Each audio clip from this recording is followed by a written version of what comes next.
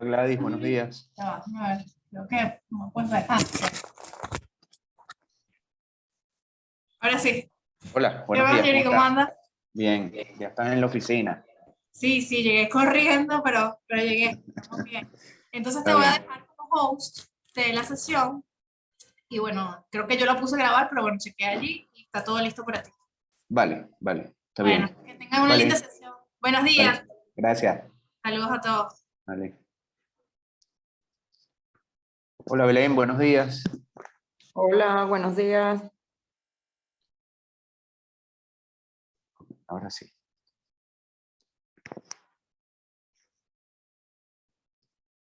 Ok, entonces, bueno, vamos a retomar el tema digamos, cómo se fue conformando la historia de lo que conocemos hoy en día como museos. Estamos ya digamos, en el periodo del Renacimiento y la Edad Moderna, ¿no? Y quedamos pendientes de discutir un concepto de museo, ¿no? La, la clase anterior, bueno, habíamos hablado un poco del humanismo renacentista y, bueno, la importancia que comienzan a adquirir las colecciones que ya no tienen solo un valor económico, ¿no? Sino que comienzan a tener un interés por lo estético, por lo histórico y lo documental, ¿no? Hablamos de algunos ejemplos de unas colecciones. Aquí están estas imágenes del duque de Berry y Cosme de Medici, que le decían también Cosme el Bello, en Florencia, donde, bueno, comenzaban, digamos, de alguna forma a agruparse las obras en gabinetes de obras o lo que se llamaban las galerías, pues, ¿no? Estas colecciones tenían digamos, dos vertientes, una con obras naturalistas y otra con obras que llamaban artificiales, que, bueno, eran las obras creadas por el hombre, ¿no? Ya entrando en lo que es en la Edad Moderna, entre el siglo XV y el siglo XVIII, bueno, surgen un poco nuevas tipologías de lo que vamos a conocer dentro de estas colecciones que hemos venido conversando, ¿no? Entonces, el jardín arqueológico, el jardín botánico de ciencias naturales y la galería artística. Comienza a haber una ligera separación entre una cosa y otra, ¿no? En estos jardines arqueológicos habían, digamos, piezas arqueológicas que vienen, digamos, haciéndose de estudios, ¿no? Y de posibles excavaciones, ¿no? Lorenzo de Medici, que era, digamos, el heredero, el hijo de este otro que vimos aquí, Cosme de Medici, que lo llamaban el Bello, hereda, digamos, gran parte de la colección y se instala un poco en el edificio del convento de San Marcos en Florencia, que es la sede actual del Museo San Marcos. Y bueno, ahí estaban separadas las cosas, tenían un jardín para la parte botánica y de ciencias naturales. Y bueno, este personaje fue un mecenas, él, digamos, dio hospedaje en el convento de San Marcos a distintos artistas para que produjeran sus obras allí, ¿no? Igualmente fue un diplomático, banquero y poeta, y bueno, muy interesado por la parte artística, ¿no? Y digamos, ya con la herencia que traía, terminan formando una colección importante, ¿no? Entonces, bueno, yendo un poco a lo que nos interesa acá, que son la parte que tiene que ver con las artes, surgen los palacios franceses, digamos, bajo digamos, bajo la convención, bajo la concesión del Papa Sixto IV en Roma, y más tarde de Julio II, que más adelante vamos a hablar nuevamente de Julio II, en el recinto del Vaticano. Bueno, se comienzan a proyectar estas galerías artísticas, ¿no? Y es un poco lo que vamos a ver también en la próxima clase, lo que conforman, hoy lo asomamos, pero lo que conforman los museos del Vaticano, ¿no? Y este arquitecto, Bramante, hizo un proyecto para la Basílica de San Pedro, que se comienza a construir alrededor de 1506, ¿no? Y bueno, básicamente, digamos, con la herencia que venía de la antigua Grecia en la Edad Media, bueno, se hacían o se construían los nichos para poner ahí o exhibir arquitecturas, ¿no? Y digamos que este modelo se mantiene hasta bien entrado el siglo XVIII, ¿no? Aquí tienen estas ilustraciones de los dos papas. Bueno, paralelamente comienza a surgir un mercado, digamos, de obras hechas por reproducciones, ¿no? Pero tenían sin duda unos fines didácticos, ¿no?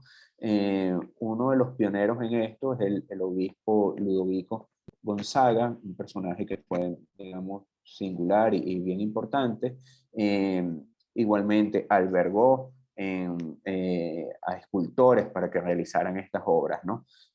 Seguimos igual y esto se va a mantener también, digamos, con un predominio que las obras seguían estando en manos de la monarquía, en manos de la burguesía, de banqueros, ¿no? De personas sumamente pudientes. Sí, lo pongo aquí. Ok, así creo que está mejor. Hay este personaje, también vamos a hablar de un par de personajes que son, digamos, dignos de estudio y de ampliar la información que yo les estoy dando, que es sumamente breve. Este es un médico, ¿no? Samuel von Kincheberg es un médico, pero él publicó digamos, una suerte de tratado de cómo deberían compilarse, cómo deberían hacerse las colecciones, ¿no? Y se conoce como uno de los primeros textos de colecciones, de cómo, digamos, como una suerte de manual de cómo agrupar las colecciones y cómo exhibirlas, incluso hasta un poco adentrarse de cómo hacer una conservación o un almacenamiento de estas obras, ¿no? Y bueno, esto veía el museo como pluridisciplinar, ¿no? Donde estaban juntos los objetos, digamos, naturales y los objetos culturales también generados por la mano del hombre. Aquí todavía no se separan las cosas, ya lo vamos a ver más adelante en el momento donde esa separación se comienza a ser más marcada, ¿no? Ya en el siglo XVI, y aquí vamos a ver otro personaje, eh, el, el rey Rodolfo II de Praga, y bueno, este era un archiduque de Austria y emperador del Sacro Imperio Romano Germánico, y bueno, fue un gran mecenas, ¿no? Fíjense que ya en este periodo hablamos de mecenas y estos, digamos, en sus palacios, en sus cortes, comienzan a recibir a los artistas, sobre todo pintores y escultores para realizar obras, ¿no? Entonces, ahí comienzan a formarse las colecciones también de otra manera, ¿no? Entonces se forman, digamos, las colecciones reales, que son el embrión de los futuros museos estatales europeos, ¿no? Y bueno, estas colecciones que se fueron formando aquí, donde, digamos, esos objetos hechos por el hombre habrían desde pinturas, armaduras, algunas cosas de ingeniería mecánica, relojes, ¿no? Junto con las obras artísticas agrupadas en un gabinete de curiosidades, ¿no? Entonces aquí comienzan a darles ciertos nombres, eso está en alemán, yo no sé ni pronunciar eso, ¿no? Pero bueno, comienzan el gabinete de curiosidades de la naturaleza, el gabinete de arte y la cámara de maravillas con objetos artificiales, que es esto que les he venido contando, ¿no? Uno de los artistas que Rodolfo II, digamos, trabaja muy conjuntamente con Giuseppe Arciboldo, Y él crea estos retratos, ¿no? Y este es este mismo personaje, estos dos que están aquí, con, digamos, vegetales, ¿no? A partir de vegetales. Para la época creo que era algo, digamos, un poco de avanzada, ¿no? Porque la pintura seguía siendo muy clásica y muy de reproducir lo real que estábamos viendo, ¿no? Y bueno, este artista también, digamos, eh, estaba junto con él para, bueno, organizar distintas veladas en torno al arte y en torno a esos gabinetes y esas cámaras de maravilla, donde, bueno, se reunían, digamos, personas de la nobleza, bueno, a beber, a comer y a disfrutar y a conversar en torno al arte, ¿no? Eran como unas grandes fiestas.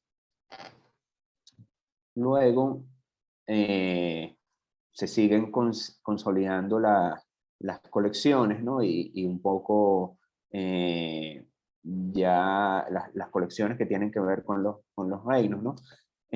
Surgen lo que son los consejeros artísticos alrededor de la burguesía, el comercio de las obras de arte, que ya venía un poco con algunos casos muy puntuales, pero digamos que aquí se fortalece. Las casas de subasta con los cazadores y todo, digamos, ese complejo, digamos, mercado que tiene que ver en torno al arte, ¿no?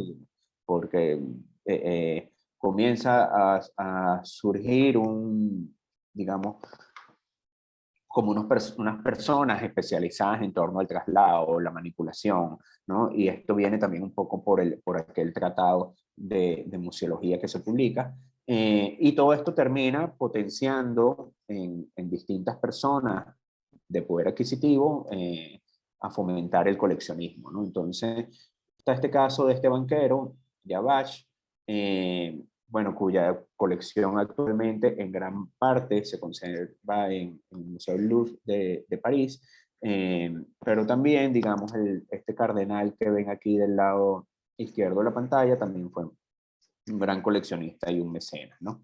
Y bueno, lo que es la monarquía se comienza a presentar como un gran protector, pues, ¿no? Y de un gran apoyo para los artistas y para las artes, ¿no? En general. Este personaje, este banquero, digamos, fue un caso, digamos, emblemático, ¿no? Él tenía, era el director de la compañía francesa de las Indias Orientales bueno, todas estas embarcaciones que viajaron o comienzan a viajar hacia América buscando comercios, ¿no? Y bueno, este fue un gran coleccionista, ¿no? De dibujos, pinturas, bronce, estampas, ¿no? Y bueno, tenía obras de grandes maestros en su colección, ¿no? Este, él se instala, aunque viene, digamos, de origen alemán, él se termina instalando en Italia, ¿no? Esta obra que están acá, que ven acá, que es un retrato de él, ¿no? Miren lo que atrás, que es el mismo, ¿no? Termina estando en un museo en París, ¿no? En Italia, perdón. Ya después creo que con la Segunda Guerra Mundial, muchos de hechos se dañan, pero terminan al Louvre, lo que se conservan hoy en día, que es gran parte de esa colección, ¿no? Aquí está con su familia. Este es un cuadro muy grande que mide alrededor de 3 metros. Y le pongo acá, que lo vamos a ver en la próxima clase, el Museo Bode, que está en la isla de los museos en Berlín, ¿no? Porque una pintura muy similar a esta pasó a ser parte de la colección de ese museo y con la Segunda Guerra Mundial queda destruido, ¿no? Pero este que está acá, que no se tiene certeza si es un boceto o una idea preliminar, se conserva en el Louvre, en París, Y bueno, es una pintura muy grande que mide alrededor de 2 metros y algo por 3 metros de ancho, ¿no? Aquí está con su familia y este que está acá es este personaje banquero y comerciante, ¿no? Como señalando una escultura y otra escultura en sus pies, ahí en el piso, bueno, los libros, aquí atrás hay una pintura. Entonces, bueno, también un poco esas obras, digamos, comienzan a dar información de qué podía haber en esas colecciones, de, bueno, de vestimenta, de costumbre, esa idea de retratar a toda la familia, ¿no? Acuérdate que todavía no hay fotografía, ¿no? Que después la fotografía un poco va a sustituir esto. También, bueno, el archiduque Leopoldo Guillermo, aquí está digamos, en su gabinete de maravillas en Bruselas, ¿no? En 1651. Y bueno, igualmente que lo que pasa con estas otras colecciones que hemos hablado, que fueron a pasar a grandes museos, igualmente aquí, pero se comienzan a dispersar, ¿no? Aquí hay una, digamos, una variante interesante porque, bueno, aunque vienen de la burguesía, estas colecciones comienzan también a recibir otro tipo de público, ¿no? Y comienzan a estar presentes también este personal especializado como críticos de arte o como conservadores, marqueteros, que comienzan a involucrarse con la burguesía para ofrecer esos servicios, ¿no? El arte era un símbolo de distinción en las casas europeas, en el régimen aristocrático, pues, ¿no? Donde de alguna forma eran exhibidas con mucha opulencia, ¿no? Bueno, a partir de las revoluciones y tal, estas obras más importantes que están en estas pinacotecas pasan al Museo del Louvre, al Prado, a la National Gallery y al Museo Británico, que lo vamos a ver un poco al final de la clase, asomar algunas cosas del Museo Británico.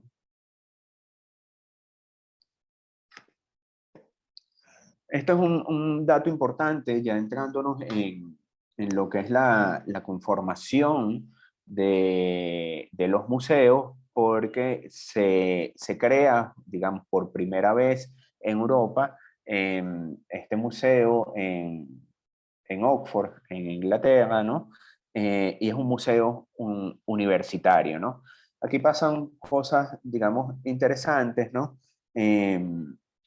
Digamos, de dónde viene la colección con que ellos abren, ya se los cuento, ¿no?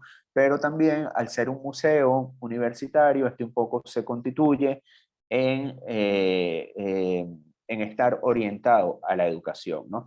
Veníamos viendo que las colecciones de estas pinacotecas, estos gabinetes de maravilla, eran muy particulares, ¿no? Para un público muy reducido, para la nobleza, pero aquí comienza a haber un museo abierto al público. Básicamente era un museo con una colección de arte y arqueología y algunas cosas, digamos, de botánica, ¿no? Y también, digamos, el funcionamiento en cuanto a la estructura del personal que trabajaba ahí, eso terminó, digamos, manteniéndose hasta la época moderna y influenciando a otros muchos museos eh, en el mundo, pues, ¿no? Pero realmente este es el que tiene la primera estructura como un museo y donde, digamos, era básicamente un lugar de educación y de investigación, ¿no? Aquí hay dos personajes importantes, ¿no? Que es este John Descamps y Elías Asmole. John es el hijo de un botánico inglés y hereda gran parte de su colección de botánica, ¿no? Y a su vez, comienza también igualmente a hacer crecer esa colección, ¿no? Y comienza digamos, adquirir sobre todo obras de interés artístico, ¿no? De interés estético, ¿no? Aquí es interesante que se preparó primer catálogo de ese gabinete, y que luego ese catálogo y esas obras, hay como dos versiones, ¿no? Se le obsequia a su amigo Elías Asmole, y este a su vez en algún momento Trasdenkan como que se arrepiente y trata de revertir eso y quitarle lo que le había regalado, digamos, con esa colección, ¿no? Porque él no tuvo herederos. Y bueno, hay todo un juicio aquí y tal, y él pierde el juicio y termina, digamos, ganando o quedándose con las obras Asmole. Pero él había hecho, digamos, una condición previa de que esa colección en algún momento pasara a manos o de la Universidad de Oxford o la Universidad de Cambridge. Y bueno, finalmente pasa a la Universidad de Oxford, ¿no? Ahí es donde se crea el museo con a partir de esas colecciones, ¿no? Muchas de ellas se conservan, digamos, de manera intacta, ¿no?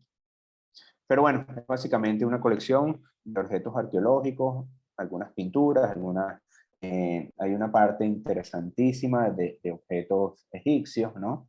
Y bueno, aquí tienen, digamos, unas vistas de lo que es ese museo y cómo sigue siendo un poco la museografía de esos espacios,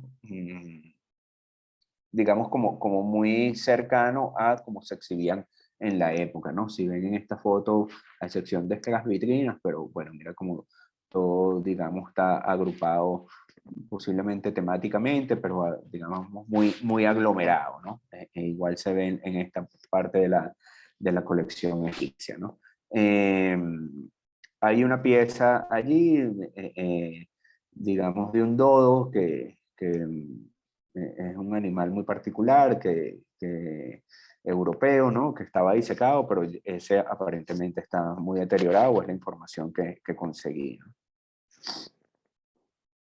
Ok, ya en el siglo XVIII, bueno, a partir también de la experiencia de estas creaciones, de estos museos, comienzan a surgir las academias de bellas artes, ¿no? Y en estas academias, con las obras producidas ahí por esos artistas, comienzan a crearse nuevas colecciones. Igualmente, de esta manera, así como surgen estas academias de bellas artes, también está la academia o las sociedades científicas, ¿no? Sigue estando el coleccionismo en manos de la burguesía, especialmente con lo que son los objetos arqueológicos, y aquí hay dos excavaciones que son importantes, la de Herculano al sur de Italia, y Pompeya, ¿no? Ya estamos, digamos, el primer tercio de 1700, donde, bueno, los productos de estas excavaciones terminan pasando a manos de la burguesía, ¿no?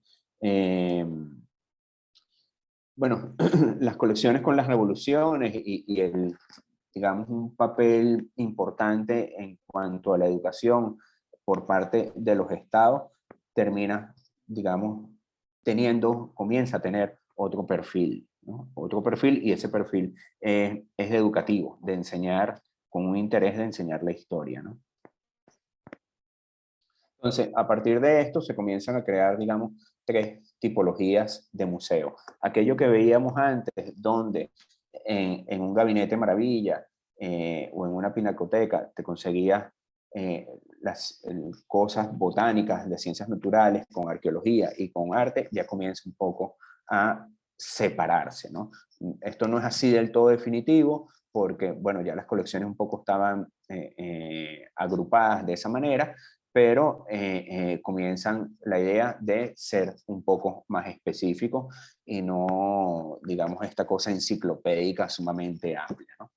Entonces, en París, el ministro de Finanzas, Juan Bautista Colbert, del rey de Francia, Luis XIV, digamos, comienza a distribuir la pinacoteca de los reyes a distintos palacios, ¿no? Entonces, el Palacio del Louvre, todavía no existe el museo, el Palacio de Tullerías y el Palacio de Versalles, ¿no? Entonces, de esa manera, lo que era arqueológico de un lado, lo que era de ciencias naturales a otro, y así comienza un poco a centralizarse por el tipo de objeto cultural que se había coleccionado, ¿no? Bueno, básicamente, como hemos venido diciendo, todo esto viene por cosas, digamos, de religiosas y de cosas de la nobleza. En este periodo, la Revolución Francesa, lo cual también cosas, digamos, consecuencia de la Revolución, comienzan a ser decomisados y comienzan a plantearse otro interés y pasan a otras manos, ¿no? Y en ese sentido, en agosto de 1793 se queda el Museo del Louvre y muchos de esos objetos comienzan a pasar a manos del Estado y a almacenarse, a comenzar a exhibirse y a investigarse en el Museo del Louvre, ¿no? Que es el primer museo, digamos, de la República y el primer museo con un carácter estatal, ¿no? Vamos a ver otros, ¿no? En el caso de Alemania y de los países nórdicos, se comienzan a formar las cámaras artísticas y las cámaras de maravillas, ¿no? Hay otro tratado de museografía que termina siendo, digamos, de alguna forma muy influyente, pero, digamos, a diferencia de lo que comienza a pasar en la realidad, este tratado apuntaba más hacia lo heterogéneo, ¿no? O sea que ya se había quedado un poco atrás en el tiempo, pero la realidad de las colecciones y la realidad de cómo se almacenaban y de cómo se distribuían apuntaba a separarlos, ¿no? Bueno, hay una historia del arte importante publicada por John Brinkelmann, y que ahí un poco hablaba también de esa separación y hacía mucho énfasis en lo que era el museo, lo que vamos a conocer como el museo arqueológico, ¿no? Y bueno, comienza a haber una labor importante de estas, digamos, museos en cuanto a la arqueología y el lugar donde se encuentra el yacimiento, el lugar donde se hacen las excavaciones y el museo termina siendo un gran promotor de estas excavaciones arqueológicas. ¿Okay? Hay tres arquitectos en este periodo que terminan siendo muy influyentes, ¿no? En cuanto a comenzar a estructurar o comenzar a ver el lugar ideal, el recinto ideal como museo, ¿no? Está este alemán, Leonhard Strunz, este italiano que a pesar de no ser arquitecto, no tener estudios de arquitectura, Francesco Algarotti, sí escribió sobre arquitectura, ¿no? Y entonces él era un poeta y en esos textos comienza un poco a describir, ¿no? No a edificarlos, pero sí a describir, digamos, cuáles deben ser las características de esos espacios, ¿no? Aquí debería decir Francia, pero está mal. Etienne Louis Bouillet, este sí fue un arquitecto, y de manera muy interesante proyectó una sala de lectura, como una sala para albergar todas las bibliotecas, que era como una gran esfera. Eso lo vamos a ver un poco más adelante, ¿no? Pero, digamos, estos son, digamos, tres arquitectos que comienzan a teorizar sobre ese modelo ideal y que terminan siendo muy influyentes para lo que va a venir más adelante, ¿no? Bueno, entrando ya un poco en lo que son estos museos y cómo de estas colecciones comienzan a surgir los museos. Bueno, está el Museo Británico, que, digamos, abre sus puertas al público en 1759, va a ser realmente el primer museo público, y también va creciendo, aunque comienza a funcionar en la mansión Montagu, comienza a ir creciendo sus espacios a medida que esa colección va creciendo. Todos estos primeros museos que vamos a ver ahorita se terminan quedando pequeños en cuanto a su gestión, ¿no? Básicamente el Museo Británico hoy en día, aunque abre en 1759, hoy en día alberga distintas salas, distintos espacios donde va estando su colección, ¿no? Tiene unas ampliaciones importantes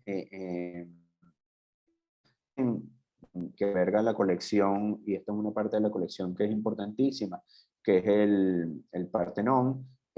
Fue construida ya hacia 1938, más recientes, ¿no? Pero anterior, en 1857, tiene una ampliación importante, una sala de estudio, y siguen siendo, digamos, edificios de esta característica, como la foto que está del lado derecho, edificios neoclásicos, ¿no? Ya en la próxima clase vamos a ampliar, vamos a hablar de sus diseñadores o de los arquitectos que los diseñan. Y todavía después, hacia los años 2000, tiene unas ampliaciones más recientes. Son unos museos, lo que llamo yo un museo enciclopédico, aunque tiene, digamos, muchas piezas en su colección de un carácter importante arqueológico. Terminan siendo unos museos donde está muy bien representado la Edad Media, ¿no? Después acá tenemos el Museo Hermitage en San Petersburgo, ¿no? Es un museo muy grande, es uno de los museos, digamos, con unas colecciones sumamente valiosas e inmensas, ¿no? Igualmente producto de la guerra, de estas colecciones de la nobleza, termina allí parte de lo que hoy conforman, ¿no? Este es un gran museo de antigüedades y ocupa un complejo formado por 6 edificios. Este que están viendo allí es la fachada, digamos, del lado del frente está el mar. Esta fachada mira hacia el mar. Y bueno, aquí, digamos, en este caso están todas esas colecciones que conformaron los antiguos zares de la Unión Soviética, ¿no? Luego, producto de las guerras, primero la Revolución Rusa, después Segunda Guerra Mundial, esas colecciones tuvieron que ser trasladadas, hubo pérdidas, pero también hubo ciertos crecimientos, ¿no? Aunque se crea en 1764, no es sino hasta 1917 el Hermitage pasa a ser un museo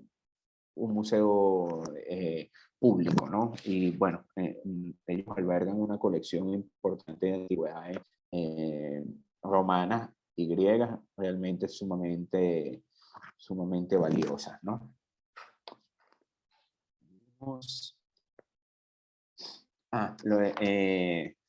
Los museos del Vaticano, y aquí volvemos a ver al Papa Julio II, o que llamaron el Papa Guerrero, que les había dicho antes que fue un gran mecenas.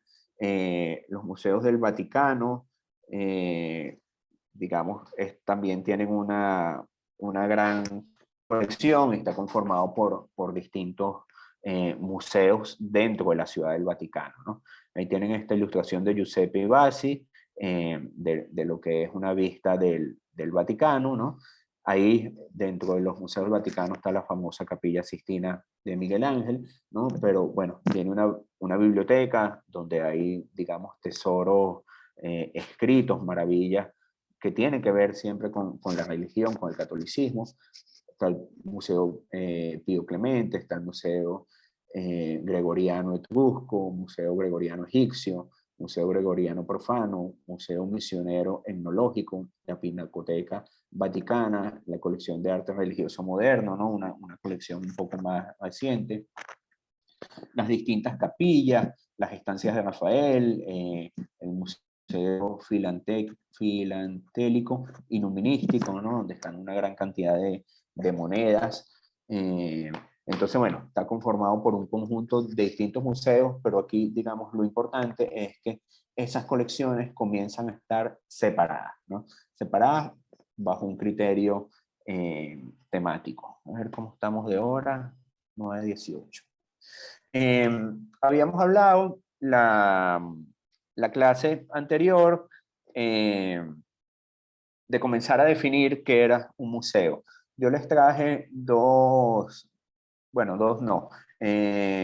¿Cuántos son? 7, digamos, conceptos distintos, muy cercanos unos de otros. Primero, por un lado, lo que sugiere el diccionario de la Real Academia Española, y lo define básicamente, bueno, la palabra museum viene del lugar sagrado de las musas, lo vimos en la parte de la consagrado a las musas, perdón, lo vimos anteriormente en lo que hablamos de la Edad Media, pero también lo define en un primer momento como un edificio dedicado al estudio, ¿no? Entonces, bueno, número 1, lugar en que se conservan y se exponen colecciones de objetos artísticos, científicos y de otro tipo, ¿no? Después, institución sin fines de lucro, cuya finalidad consiste en la adquisición, conservación, estudio y exposición al público de objetos de interés cultural. 3, lugar donde se exhiben objetos o curiosidades que puedan atraer el interés del público con fines turísticos, ¿no? Esto lo habíamos hablado también anteriormente cuando vimos el caso del arte rupestre y estos museos que se han ido creando para exhibir lo que hay, digamos, en las cuevas de Altamira. Vimos el caso de la recreación de las cuevas de Châteauneuf en Francia, ¿no? Entonces comienzan a tener un fin turístico, ¿no?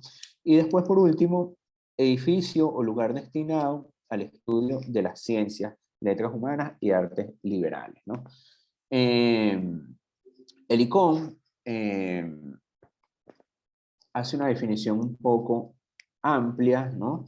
Y después, más adelante, recientemente, a ellos han hecho una consulta a los distintos países que son miembros del ICOM para que, bueno, se logre una definición un poco más amplia y más abarcante, y ahí están esas dos propuestas, ¿no? Pero primero, el museo lo definen como una institución sin fines de lucro, permanente al servicio de la sociedad y de su desarrollo, abierta al público, que adquiere, conserva, investiga, comunica y expone el patrimonio material e inmaterial de la humanidad y su medio ambiente con fines de educación, estudio y recreo, ¿no?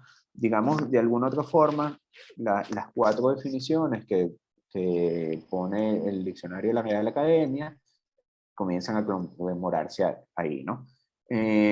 Entonces, de las propuestas de esta nueva definición del museo visto hoy en día, surgen estas dos propuestas, ¿no? La primera, un museo es una institución permanente, sin ánimo de lucro, accesible al público y al servicio de la sociedad. Aquí hay una variante, ya no hablan de público, sino de la sociedad, ¿no? Un museo investiga, colecciona, conserva, interpreta, esto es importante, ¿no? Porque comienza a tomarse en cuenta la reflexión en torno a esos objetos, exhibe el patrimonio material e inmaterial, cultural y natural, de manera profesional, ética y sostenible, con fines de educación, reflexión y disfrute. Los museos operan y se comunican de forma inclusiva, diversa y participativa con las comunidades y los públicos. Después, la segunda propuesta, bastante similar. Un museo es una institución sin ánimo de lucro, permanente y al servicio de la sociedad, que investiga, colecciona, conserva, interpreta y exhibe el patrimonio material e inmaterial. Abiertos al público, accesibles e inclusivos, los museos fomentan la diversidad y la sostenibilidad, con la participación de las comunidades, los museos operan y comunican ética y profesionalmente, ofreciendo experiencias variadas para la educación, el disfrute, la reflexión y el intercambio. Bueno, sé que no estamos aquí todos, ¿no? Pero quisiera un poco escucharlos y verlos, a ver que me den su apreciación un poco de lo que puede ser una definición de museo. A ver quién quiere decir algo.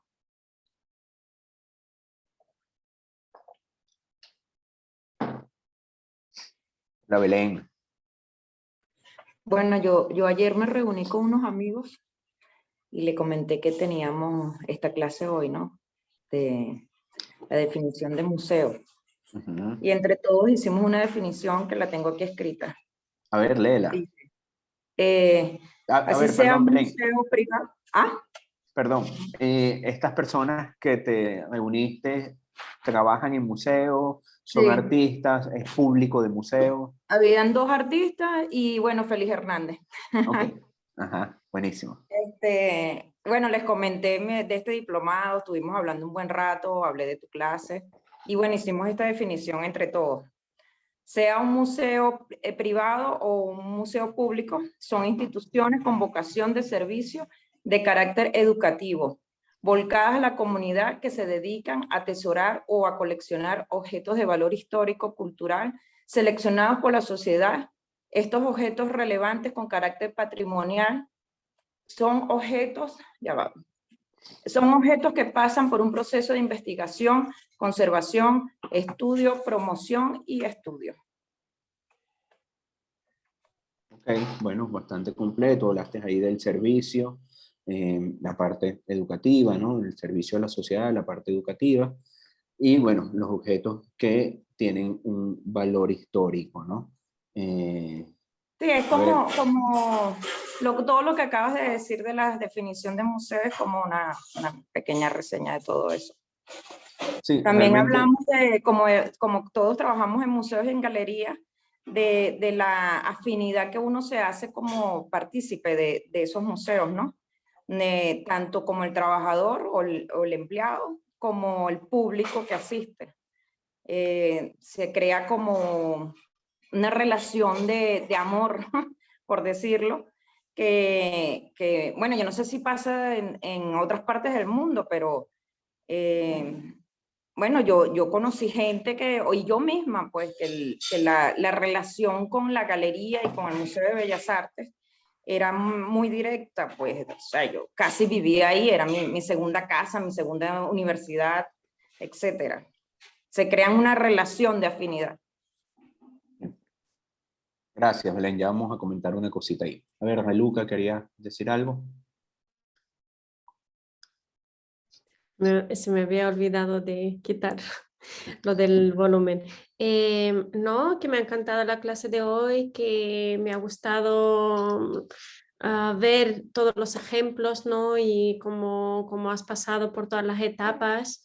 Y nada, Cádiz es una ciudad muy pequeña, pero tiene bastantes espacios expositivos y bueno, tenemos el Museo de Cádiz, Museo Histórico, pero lo que me llama la atención, no sé, yo es que Tranquila, no te preocupes. he tenido la experiencia de vivir en Londres y de ver los grandes museos de Londres y sentirme, no sé, allí lo que decía Belén, ¿no? Construyes esa relación con los museos y los espacios de arte que, que es parte de tu rutina, ¿no? Y de tu vida, pero en las pequeñas ciudades como Cádiz, que es una ciudad que vive del turismo, que no invierte tanto en arte y en preservar lo que tiene o en ampliar, ¿no? lo que son los espacios destinados a la cultura, como que lo he hecho mucho de menos, ¿no? Esa experiencia tan contrastante de un sitio a otro, pero claro, hablamos de una megápolis y una ciudad pequeñita. Claro, además, bueno, Londres en particular tiene todo un circuito de galerías y tiene grandes museos, pues, ¿no? O sea, aquí hablamos ahorita simplemente del Museo Británico, pero wow, o sea, yo lo compararía quizás Londres con Berlín en cuanto a esa efervescencia cultural, ¿no? Berlín y Nueva York, pues, ¿no? Tienen realmente una vida cultural y una vida muy potente en cuanto a las artes visuales, pues, ¿no? Y estos museos enciclopédicos o estos museos, digamos, de la historia de la humanidad que, con obras importantísimas, ¿no? Pero que también las personas como que, no solamente la gente que vive en Londres, sino las que viven alrededor y los británicos en general, como que van 2 o 3 días a Londres y vuelven a visitar los mismos sitios y vuelven a hacer los mismos circuitos y les encanta comer allí y tener su día allí. O sea, da igual que lo han visto 100.000 veces. Bueno, es que No es, a no es una ver, cosa que pasa en los museos pequeños, me refiero. sí, bueno, es que hacer una visita a cualquiera de estos grandes museos franceses, británicos, digamos, a profundidad, es imposible hacerlo en una primera visita, ¿no? A mí, digamos, o que soy, digamos, un especialista, ¿no? Yo a veces aquí en Caracas tengo que ir a ver una exposición 2 veces, porque el día que fui me quedé con algunas ideas, pero después voy y veo otras cosas que no vi en la primera vista, ¿no? Entonces te imaginas simplemente ir a ver, no sé, la colección egipcia del Museo Británico o la colección egipcia en Nueva York que tiene el Metropolitan. O sea, es imposible, es imposible. Entonces, y también, digamos, socialmente termina siendo un evento importante que tú fuiste a cualquier ciudad, ir a un museo, ¿no? Entonces, ahí había una de las descripciones que hablaba de la atención al turista y, bueno, ya hoy en día eso forma parte de nuestra vida, ¿no? Ahora vamos a ver una reflexión importante de un artista español, de Eugenio Ampudia, que no hay que dejarla de un lado, pero tampoco hay que dejar de un lado el turismo, y sobre todo en Europa, muchos países, gran parte de su Producto Interno Bruto viene a raíz del turismo, ¿no? Entonces, termina siendo una cosa importante, pero hay un error que lo apunta Eugenio, bueno, no se los voy a adelantar, vamos a escuchar a Eugenio ahora. Belén, tú decías una cosa importante en cuanto a la afinidad, ¿no? Y cómo, digamos, esto es un valor importante, cómo los museos, aunque tienen un carácter y tienen que estar al servicio educativo y al servicio del público de esos objetos que tienen un valor histórico y un valor estético, pero también cómo los museos terminan siendo, o por lo menos esto interpreté de lo que tú me señalaste, ¿no? Los museos terminan siendo también unos espacios donde se forman los especialistas. Y sobre todo en Latinoamérica, que las universidades no ofrecen, digamos, o las academias no ofrecen, sino, digamos, formación para artistas plásticos o artistas visuales, ¿no? Nosotros, a diferencia de Europa y sobre todo los ingleses, nosotros en Latinoamérica básicamente no hay donde formar curaduría, por ejemplo, ¿no? Entonces, esas labores de curaduría o de conservación terminan siendo los museos la escuela, terminan siendo los museos los lugares para la formación de esos especialistas. Entonces, ahí hay un punto importante. No sé si José Antonio o María Teresa quieren aportar algo más.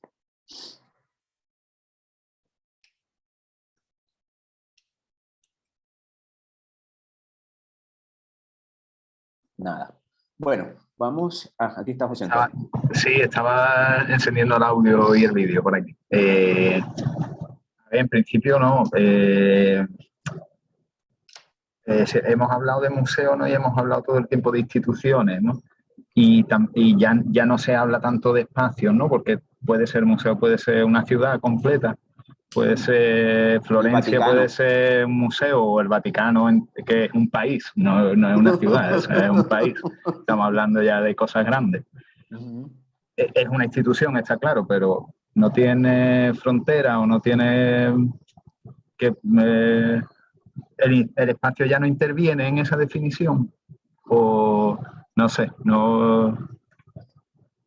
Bueno, Cuando hemos visto las definiciones que tú has puesto y eso, ¿no? Simplemente porque se me ha quedado ahí como curiosidad, ¿no? Como curiosidad más que como pregunta, ¿no? sí, También por las diferentes obras, ¿no?, que se dan hoy en día, ¿no? También me ha parecido un poco esto como hoy en día también tiene que tener un enchufe, ¿no? Un explique, ¿no? Si queremos hacer una definición de museo, tiene que tener una instalación eléctrica o algo, porque si quieres poner un tipo de obra o, ¿sabes? Como, no sé, como comentario. Y después de la clase de hoy, que no quise interrumpir en ese momento, me pareció como curiosidad cuando hablaste del Museo Tradescantium,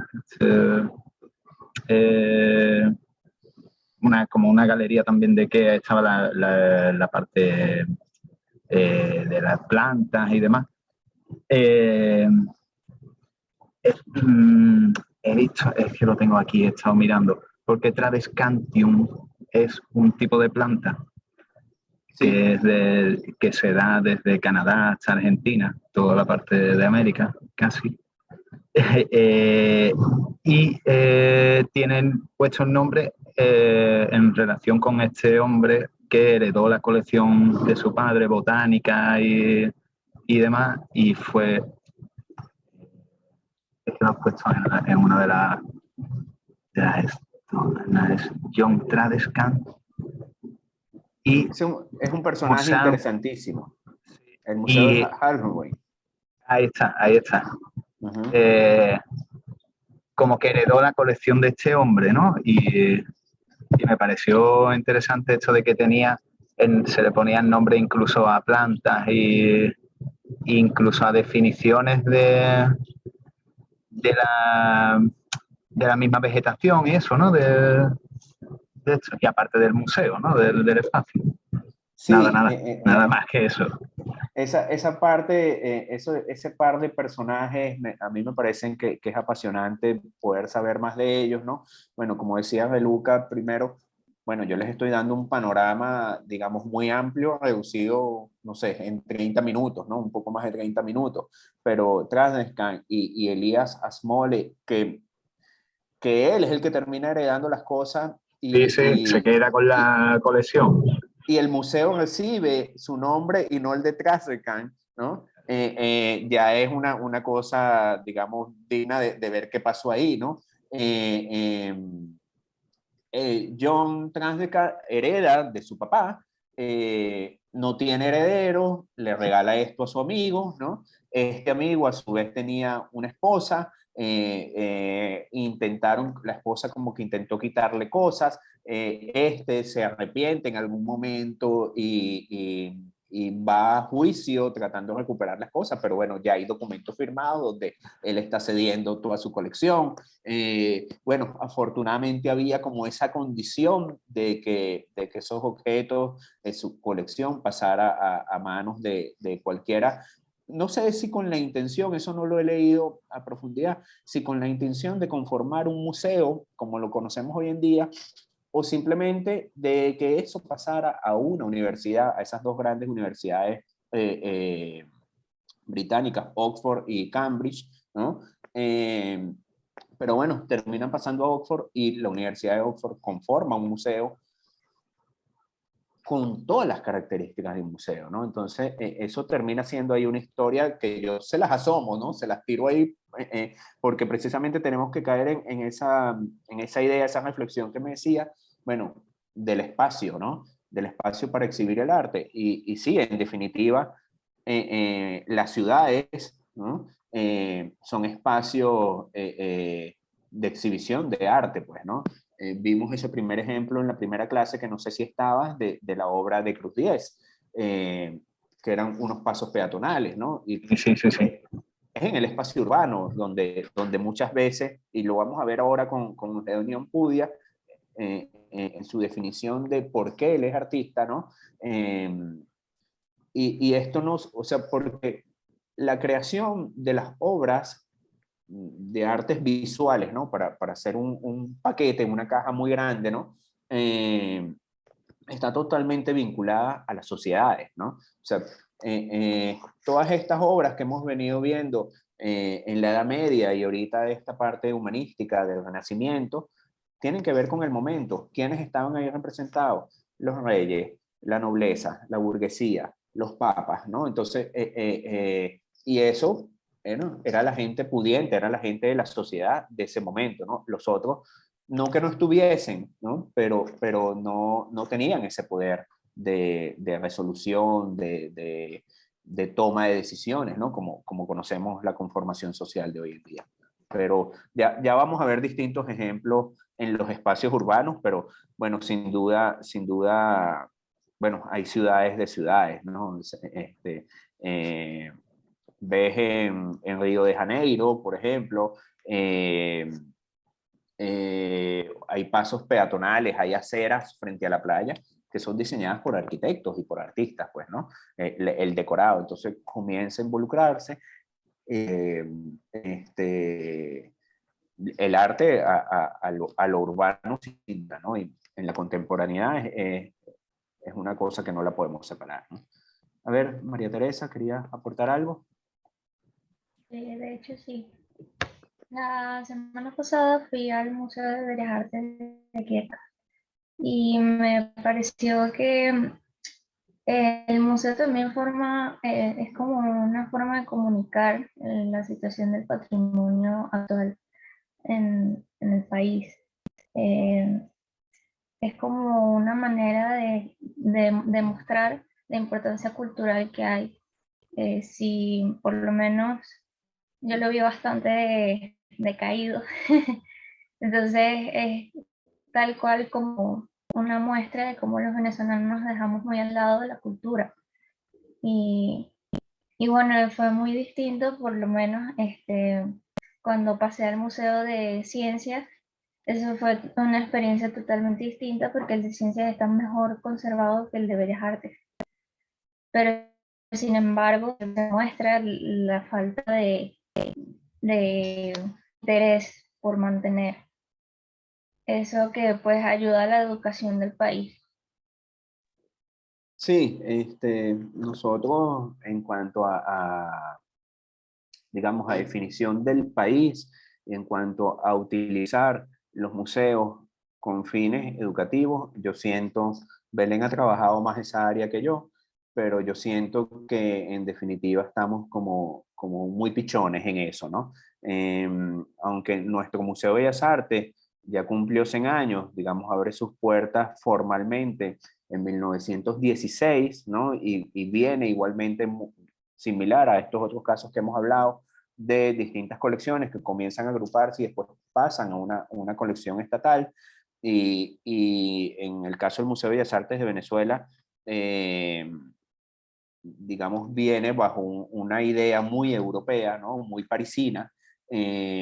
Bueno, hoy en día el Museo de Bellas Artes en particular y el Museo de Arte Contemporáneo de Caracas, ambos con unas colecciones de arte europeo impresionantes, ¿no? El Museo de Bellas Artes además una colección, lo que yo llamo enciclopédica, porque hay obras del antiguo egipcio, pero también pasa por obras, digamos, Bueno, del para periodo del eso yo no había Renacimiento, nada de eso sí, actualmente.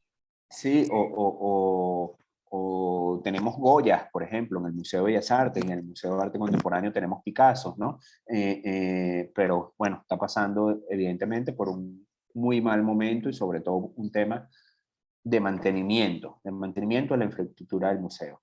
Pero bueno, ese es otro tema más delicado. Pero bueno, mira, vamos a ver, nos vamos a pasar un poquito hoy de la hora, porque no quiero cerrar la clase de hoy sin que escuchemos Eugenio Ampudia, ¿no? Vuelvo a compartir, ahora sí, vuelvo a compartir pantalla, un segundo, a ver, ¿dónde habíamos quedado aquí?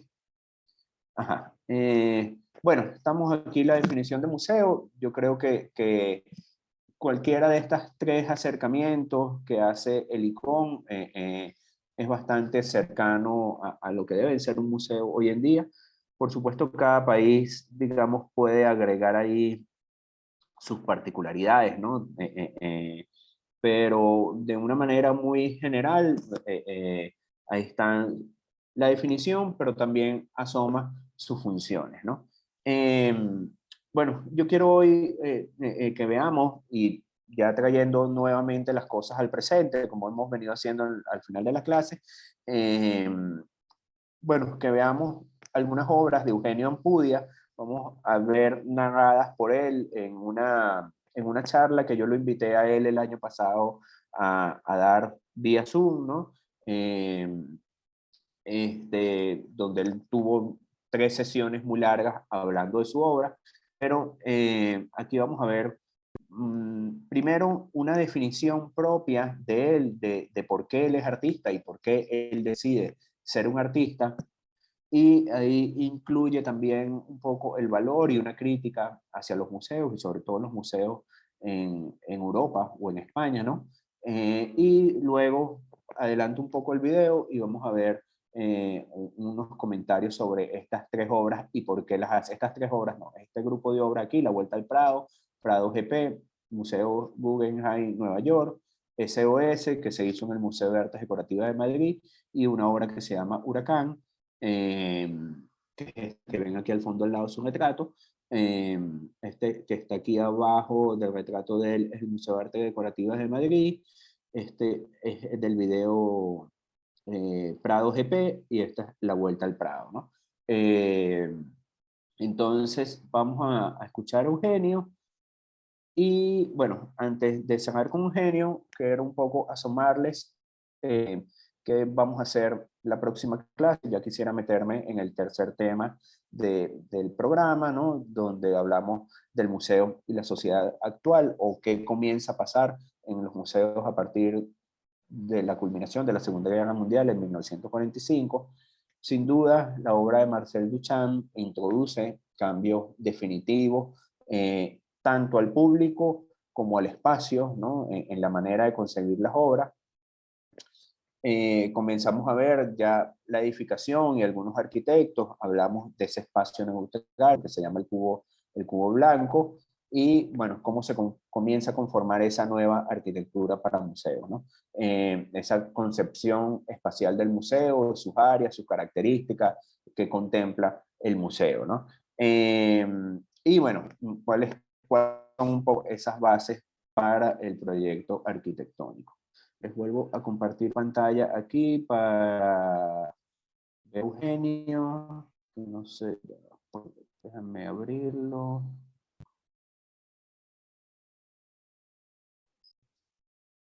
Okay, voy al Zoom.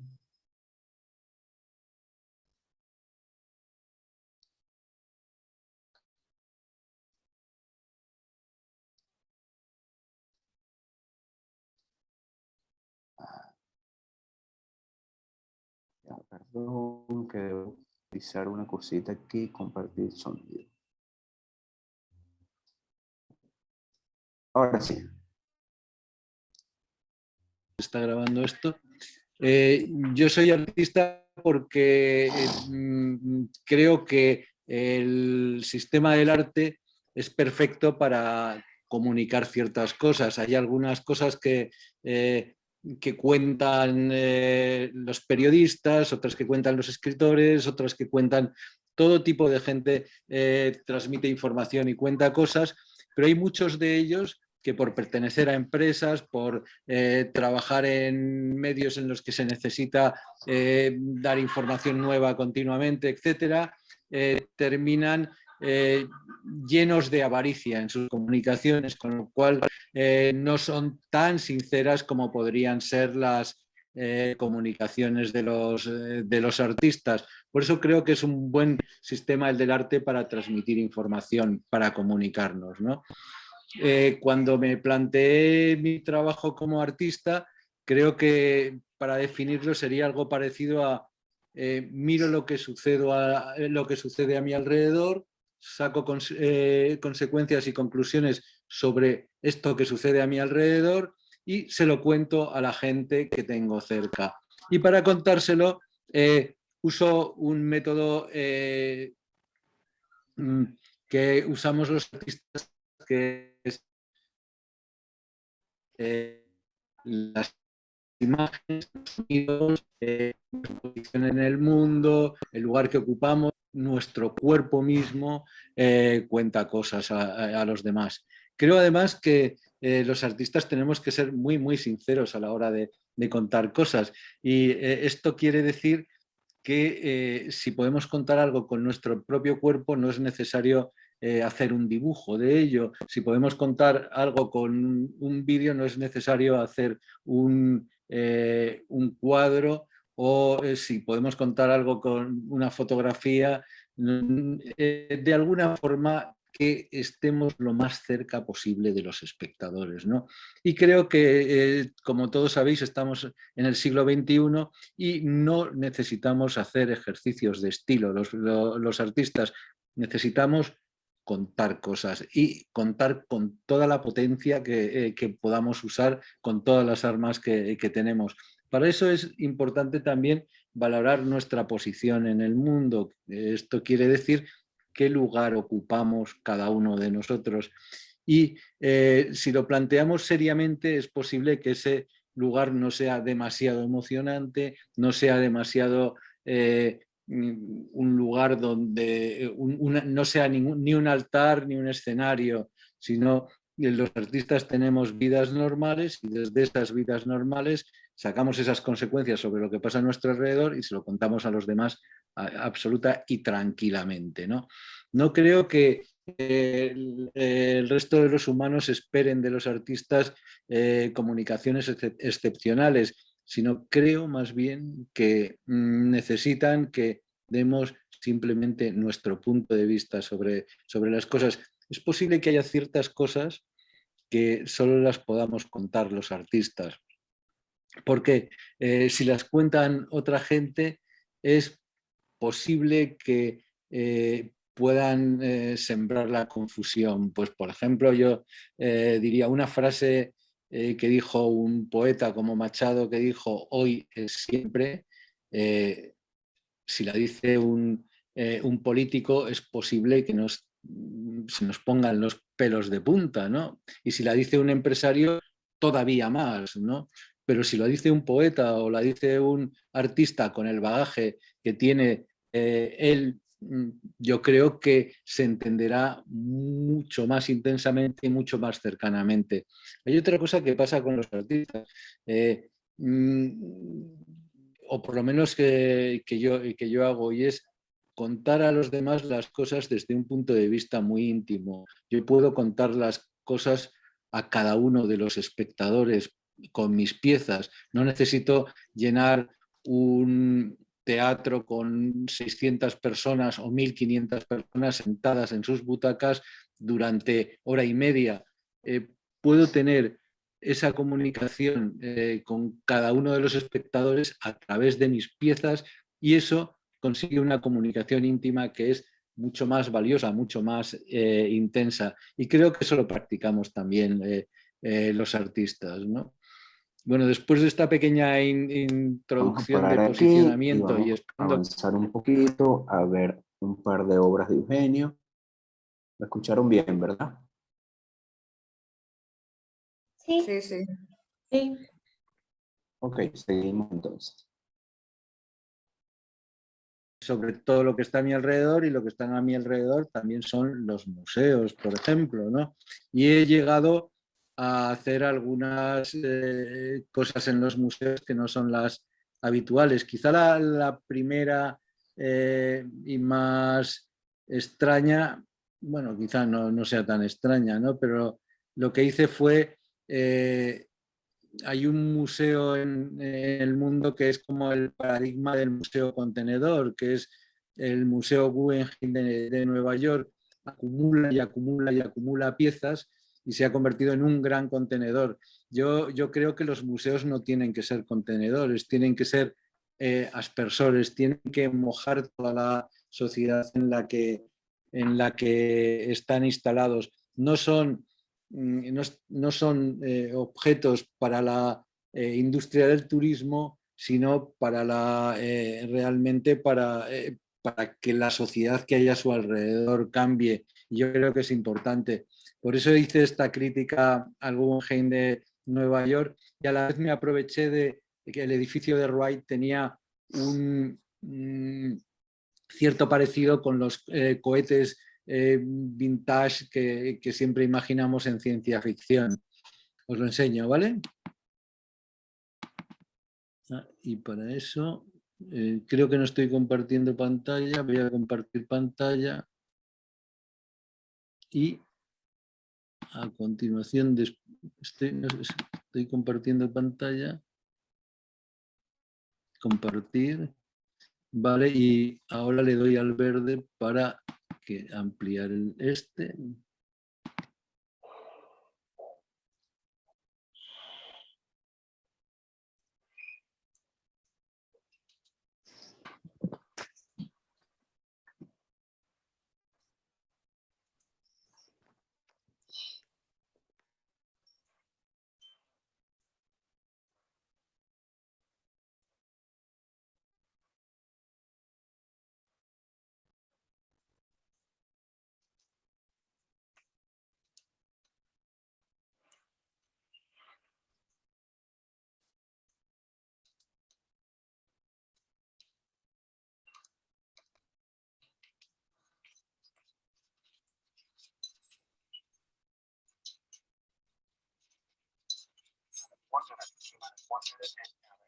Now moving into the final.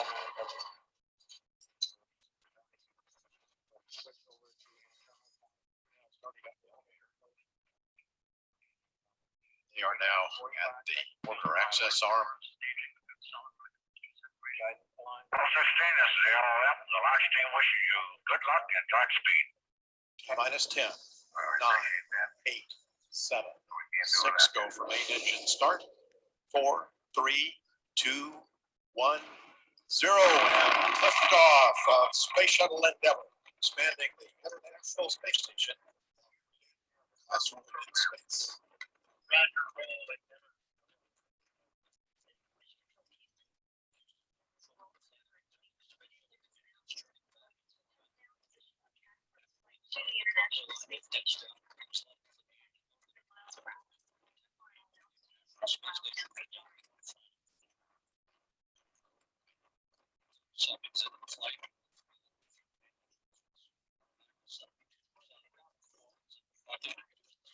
Como veis, lo que hice fue lanzarlo al espacio y colocarlo en órbita geosatelital para que desde allí colonizara con sus imágenes el universo entero, ¿no? Y veréis que no solo era el museo, sino que también estaban los curadores, coordinadores, etcétera, que habitaban el edificio, ¿no? Aquí les veis participando del evento. Y hay una cosa que sucedió con este vídeo. Para hacer este vídeo fue la NASA la que me cedió las imágenes, con lo cual se cerraba el círculo y de alguna manera la NASA ayudaba a poner en órbita al Guggenheim de Nueva York, ¿no? Hay otro planteamiento que tengo sobre los museos, y era lo que os contaba antes sobre el problema que existe con la industria turística y la industria de la cultura. Yo creo que la industria del turismo tiene un poder bestial y hace que se compliquen un poco las comunicaciones de los artistas, porque muchos de los museos y las instituciones están preparadas sobre todo para que vengan gente de fuera a ver las exposiciones que ellos plantean, y están hechas para eso, para fomentar la industria del turismo. Por eso hice este vídeo en 2008 que se llamaba Prado GP, y son los accidentes que provoca la velocidad en la que vemos los museos y sus obras, ¿no? Por eso preparé una especie de carrera de MotoGP dentro del museo para y fue en el Museo del Prado de Madrid. Y lo que pasa es que hay muchas veces que la gente viene a Madrid y va a ver el Museo del Prado en una hora, luego va a comer paella, aunque en Madrid no se coma paella, y luego va a ver cómo se baila flamenco, aunque en Madrid no se baile flamenco, con lo cual la experiencia es absolutamente ficticia y entra dentro del terreno de la ficción sin ninguna duda, ¿no? Bueno, para explicar esto yo creo que lo mejor era hacer una carrera de motos en la que la velocidad prime sobre las piezas que hay en el museo, ¿no?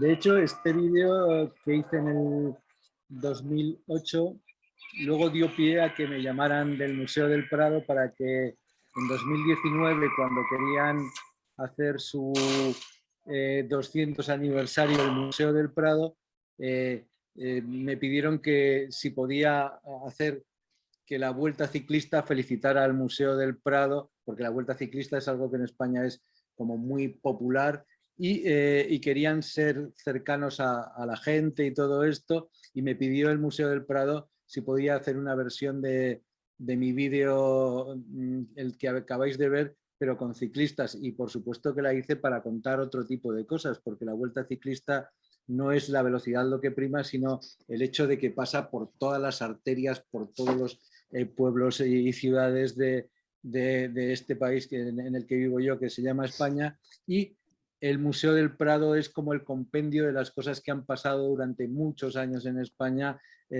y la cultura que nos ha acompañado está toda ahí. Por eso decidí hacerlo, porque conceptualmente me parecía interesante también hacerlo, ¿no? Bueno, a ver, después de enseñaros este vídeo y ya voy a salir de la... A ver cómo hago para salir de aquí. Creo que es como... Vale. Después de esto también quería una última cosa sobre los museos que quería enseñaros, sobre lo que yo opino sobre los museos, y para eso en 2013 o 14, creo que fue en 2013, hice una exposición en el Museo de Artes Decorativas. El Ministerio de Cultura me ofreció un museo, el que quisiera, para exponer, y decidí que el mejor para hacer lo que yo quería hacer era el Museo de Artes Decorativas. Se quedaron todos sorprendidos y yo les expliqué que lo bueno de ese museo es que tenía 32 ventanas a la calle y que estaba en medio del barrio financiero de Madrid, ¿no? Eran tiempos duros en el 2013 para la cultura en España, porque había muy poco dinero para cultura, y yo quería lanzar una señal de socorro desde el museo. Entonces lo que hice fue esto que vais a ver.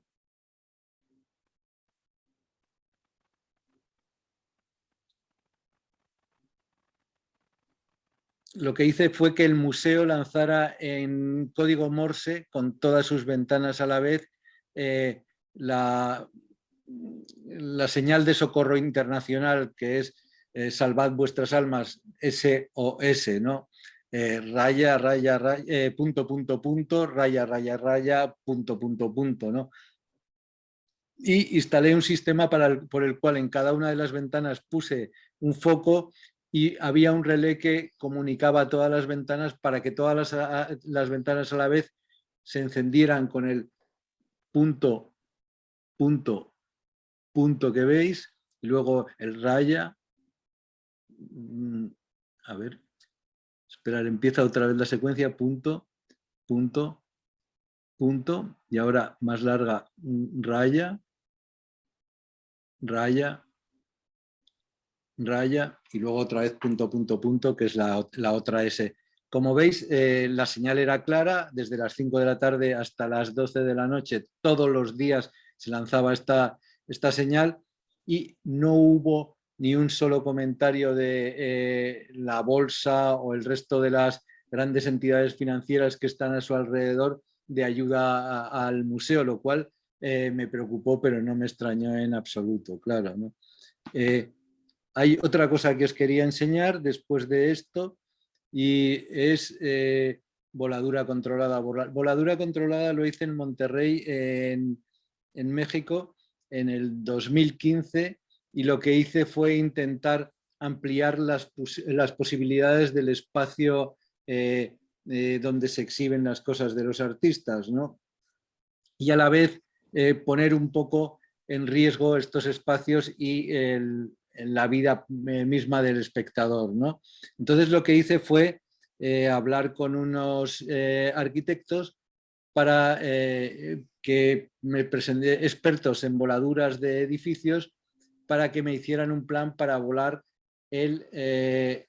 la sala de exposiciones donde estaba exponiendo en Monterrey, ¿no?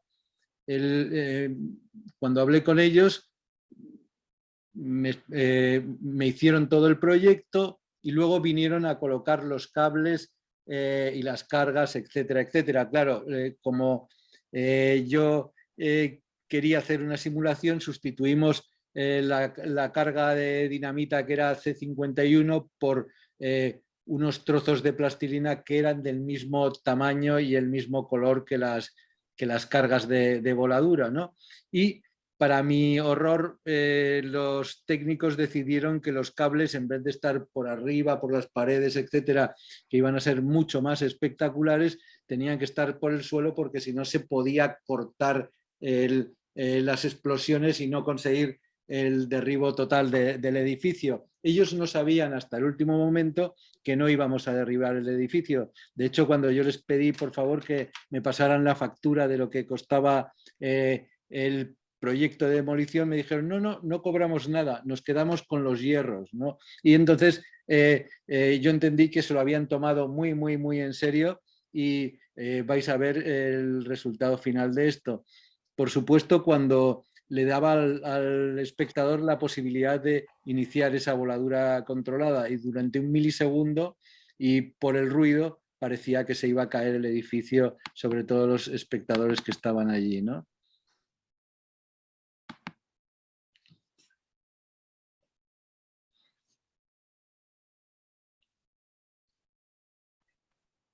Estos son los planos y el dossier que llevaron a cabo y como veis, pues estos son los hilos que como los pusieron los técnicos y expertos en voladuras, todos ellos sin ningún afán por la estética. Era muy, muy extraño para la gente entrar en un espacio lleno de cables que estaban sujetos y que parecía que no podías pisar, etcétera. Pero todos ellos llevaban a un punto donde se centraba todos esos cables y había un sitio donde podías apretar y provocar el sonido de que empezaría una voladura del sitio. De alguna forma también estaba expandiendo las posibilidades de ese museo al volarle. Ahí habría mucho más espacio, suponemos, para esto, ¿no? También he empleado estrategias para conseguir que los espectadores colocarles en una situación compleja, ¿no? Y para esa no hay hechos más poderosos que los que la misma naturaleza nos aporta, convirtiéndonos en seres que puede acabar con nuestra existencia en cualquier momento. Creo que además el poner al ser humano en una situación de emergencia como las que nos brinda la naturaleza hace que reseteemos nuestra cabeza y que empecemos de cero y que nos ocupemos realmente de lo más importante. Os pongo huracán, ¿vale?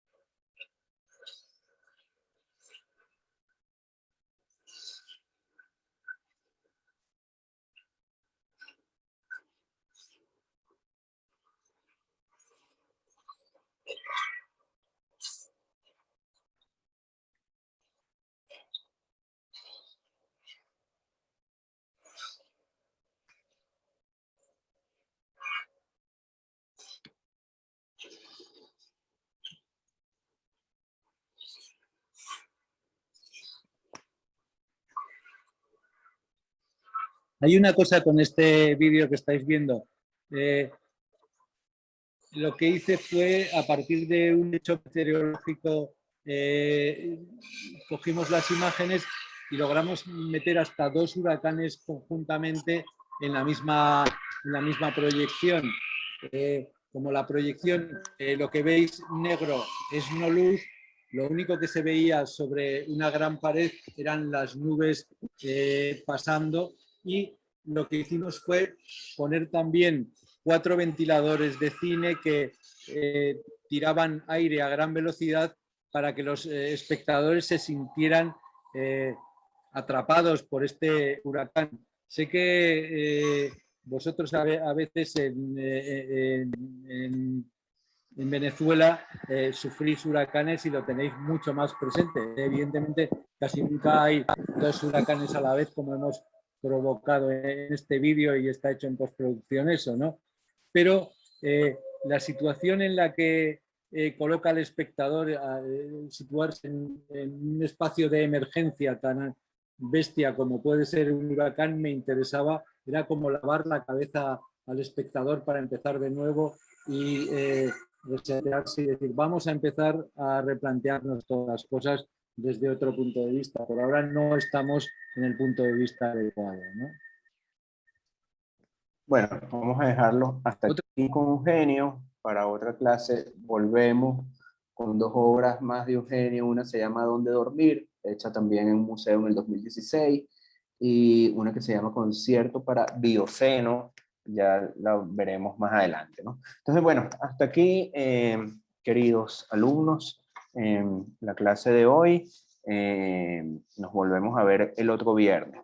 Voy a hablar con el coordinador del diplomado, con el profesor Humberto Ortiz, a ver si es un problema de horario lo que está pasando, y cambiamos la hora, pero bueno, se lo avisamos con antelación y con un consenso previo de todos ustedes, pues, ¿no? Porque, bueno, hoy nada más tuve 4, ¿no? Las otras veces he tenido 6, pero creo que son 13 en total. Entonces, nada, lo dejamos hasta aquí. Que pasen un buen fin de semana.